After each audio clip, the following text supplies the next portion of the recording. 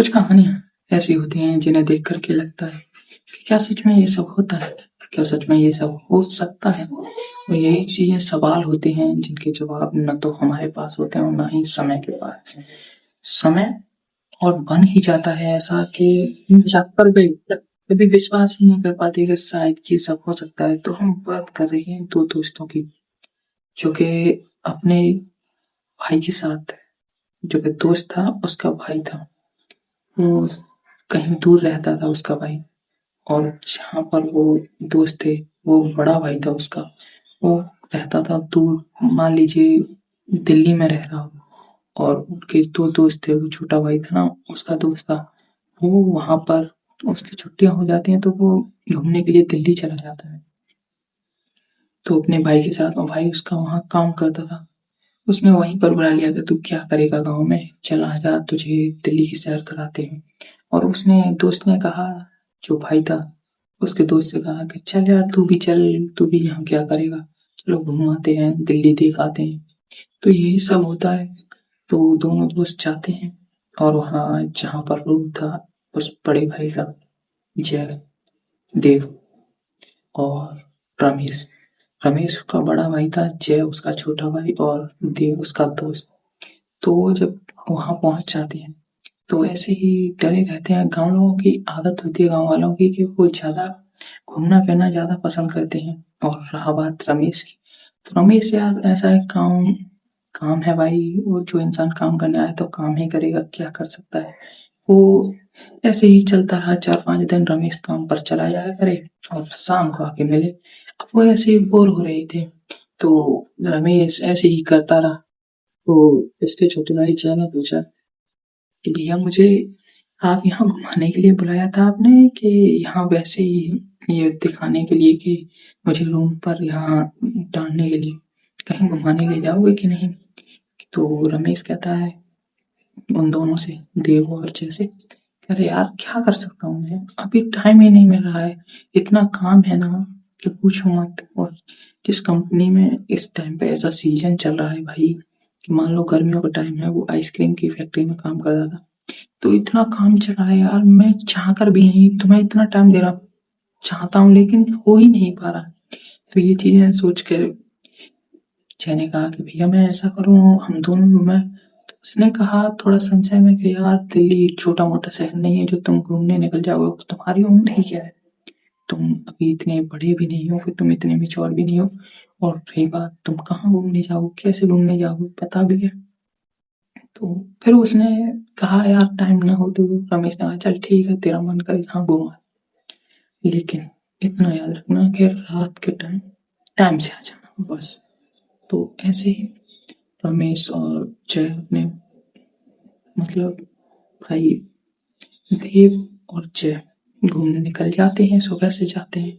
और भाई घूमते घूमते उन्हें पता ही नहीं चलता, इतना टाइम हो जाता है कि उन्हें लगता ही नहीं कि अभी घर भी जाना है।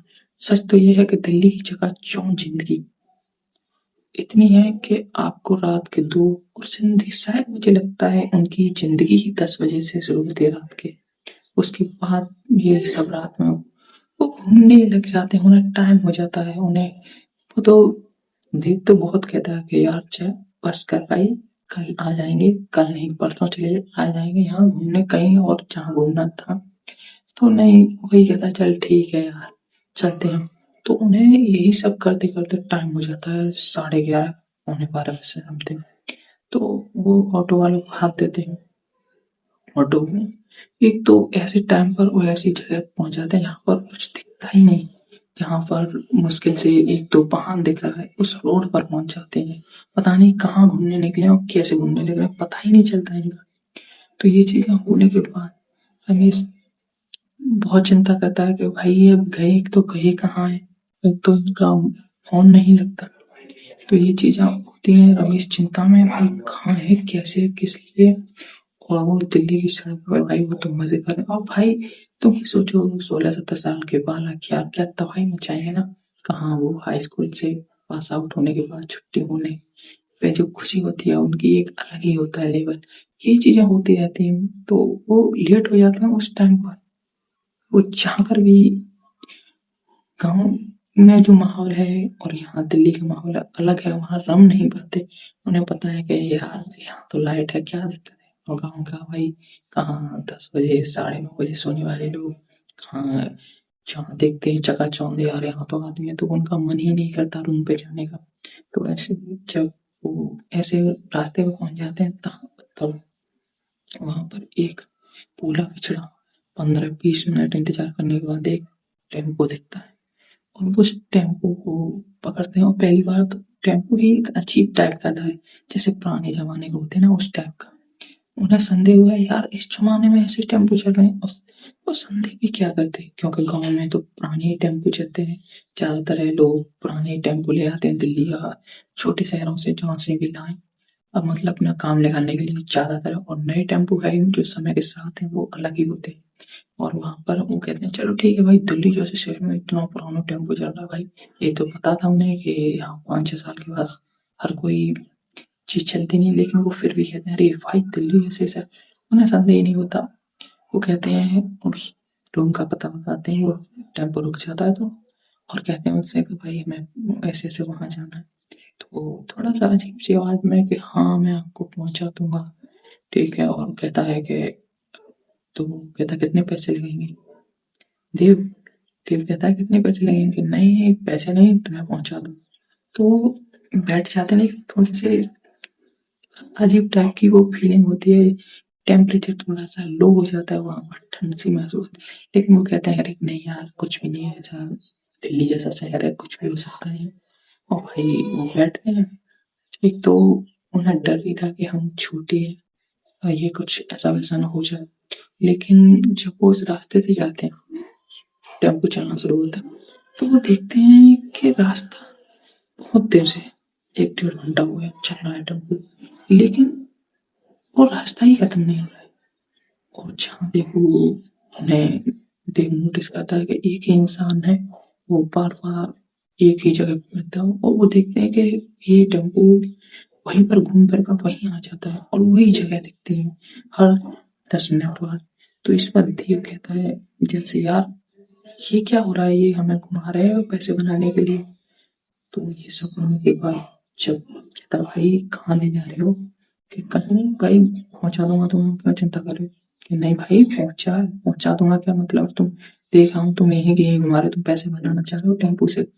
टेम्पू वाले से कहा जय ने, कि नहीं यार नहीं नहीं भाई साहब, वो थोड़ा अजीब सी टाइप में बोल रहा था, ऐसे जैसे थोड़ा डरावना। और इन चीजों में बच्चे हैं, डर ही जाते हैं। और ये चीजें होने के बाद वो कहा भाई बस कर। एक अजीब सा पुराना सा टेम्पो, और उन्हें उस टेम्पो में मिरर में देखा, वो टेम्पो यार बहुत पुराना, बहुत ही ज्यादा टूटा फूटा, और जो चीजें उसमें ठीक ठाक सी लग रही थी, लेकिन वो तो ऐसा लग रहा था मिरर में जला हुआ। अब उन्हें ठंडा होने लगा, भाई ये क्या हो गया, ऐसे कैसे हो गया, हम ऐसे कैसे बैठ गए। तो उसमें देव थोड़ा सा मिच्योर था जैसे, तो वो थोड़ा सा शांत सा हो गया, उसने देख तो लिया कि ये सब। तो उसने कहा भाई हमें यहीं उतार दो। तो तो क्या हुआ मुझे, ऐसा कैसे, कि मैं यहीं उतार दूँ। तो फिर उसने कहा चलो चलो नहीं नहीं तुम्हें मैं अपनी मंजिल तक पहुंचा दूंगा तुम्हारी तक, कि नहीं नहीं हमें यहीं उतार दो। देव और जय जिद करने लगे कि हमें यहीं, तो उतार के चला जाता है। अब देव देव और जय आपस में बातें करते हैं, अभी यार ये क्या था, तुमने मिरर में देखा उसमें कैसे दिख रहा था, ये चला हुआ क्या हुआ था भाई। तो ऐसे ही बहुत टाइम हम वहाँ बातें करने लगे। तो वहां से अचानक ही एक बूढ़ा सा इंसान निकल के जा रहा था टेम्पो लेकर, वो भी चला रहा था भाई। खूब पता है कि भाग वाली जिंदगी में कुछ ना कुछ सरवाइव के लिए कुछ कुछ करना पड़ेगा, लेकिन वो चीजें यही चीजें उन्हें भी उस टेम्पो वाले से डर लगने लगा कि यार इतना बुरा कैसे, क्योंकि गाँव में तो इतने बूढ़े भाई अपने अपने चौपाल पर बैठ कर मछली मारते हैं, ऐसे बड़े बड़े काम तो नहीं करते ज्यादा। तो ये सब होने के बाद उन्हें उस चीज पे भी डर लगने लगा, लेकिन वो न चाहते हुए भाई उन्हें घर भी जाना था उस रूम पर। तो वो पहुंचते हैं और फिर बैठ जाते हैं भाई टेम्पो में दिल मार के, कहीं ये लंबा सा हो। तो ये चीजें हैं, वो आपस में बातें गुनगुनाते हैं, तो वो बड़ा बड़ा सुनता है फिर क्या हुआ आज। तो ऐसे ऐसे वो सारी बातें बड़े बूढ़ा बताते हैं। तो बड़े बूढ़ा बताता है कि हाँ, एक यहाँ पर थोड़ा बहुत केस तो है ये चीज़ों का कि यहाँ पर बहुत सारी चीज़ें हुई हैं और वो 1-2 टेम्पो यहाँ पर चल गए थे और लोगों से भी सुना है कि यहाँ पर एक टेम्पो आता है और इतने टाइम पर आता है और लोगों को ले जाता है, लेकिन आज तक कोई नुकसान नहीं किया है इसने कि कोई दिक्कत हुई, ऐसी परेशानी की हो। बस करता है, आता है, जाता है, लेकिन वो बड़ा-बड़ा हमें तो इतने साल हो गए लेकिन हमने आज तक नहीं देखा, लेकिन जहाँ तक सुना ही है।